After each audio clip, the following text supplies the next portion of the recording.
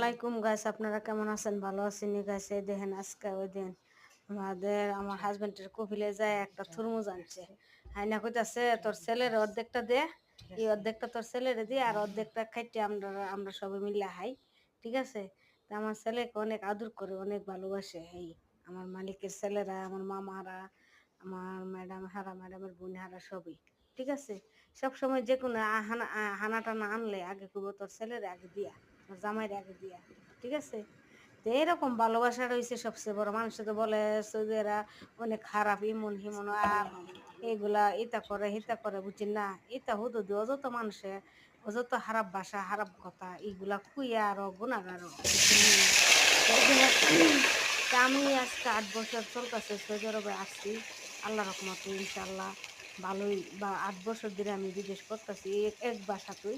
আলহামদুলিল্লাহ ভালোই, অনেক সম্মানিত, অনেক সম্মান পাইছি, অনেক ভালোবাসা পাইছি, অনেক কিছু হারার কাছ থেকে আমি পাইছি। ঠিক আছে? মানুষে কোনো ধৈর্য হয়েছে সবচেয়ে বড়। ধৈর্য ধরতে হলে, সহ্য করতে হলে সব কিছুই হয়। হ্যাঁ, আমাদের আমাদের যদি সহ্য না থাকে তাহলে আমরা তো মানুষের সহ্যের দোষ দিলে তো কোনো কাজ হবে না। ঠিক আছে? আমরা ধৈর্য ধরতে হবে। ধৈর্য ধরলে আপনারা উন্নত হতে পারবেন, সফলতা অর্জন করতে পারবেন। ঠিক আছে? তো এটাই আমার কথা। আর আপনারা যেভাবে কোন এটা অথচ ভুল কথা, বুঝছেন? তো এই দেখেন এইটা এই দেন আমি পেঁয়াজটা কিভাবে ফলছি দেন তো, এত চুলের মতন হয়ে গেছে, বুঝছেন? কাঁচামরিচ, ধনিয়া পাতা, পেঁয়াজ তা ফুললে আমি লইলাম। আর আমার ছেলে বলতেছে আম্মা আজকে বাংলাদেশের খাবার ফাঁক করো, এই মনে করেন ডিম দিয়া আলু দিয়া ঝুল ফাঁক করেন, বেশি করে একটু ঝুল দিয়া। ঠিক আছে? তো এখন আমি অলরেডি আমি ডিম দাম সব ডিমও বাজ্যা লইছি, আলুও বাজ্যা দিছি, তেলে বেশি করে তেলে বাজ্যে আলু, ডিমও বাজ্যা তখন রসুন পেঁয়াজ সব কিছু ইয়ে করে মশলা যখন কষে আইছে তারপর আলু ডিম দিয়ে লাইছি, দেওয়ার পরে কাঁচামরিচ ধনিয়া পাতা দিয়ে একটু গরম পানি দিছি, দেওয়ার পরে দেন হ্যাঁ একটু লাড়া ছাড়া দিয়ে এখন একটু ঝুল দিলাম। ঠিক আছে?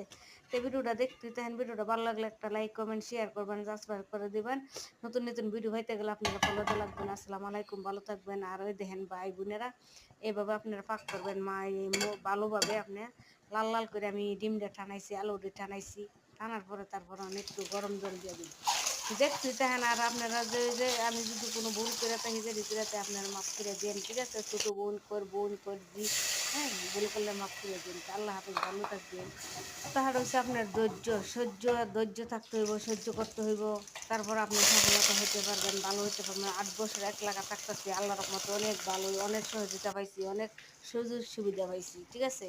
আপনারাও ধৈর্য ধরবেন। বাংলাদেশে যারা আসবেন ধৈর্য ধরে থাকবেন, সুদের কোনো দোষ দিবেন না। আসসালামু আলাইকুম, ভালো থাকবেন।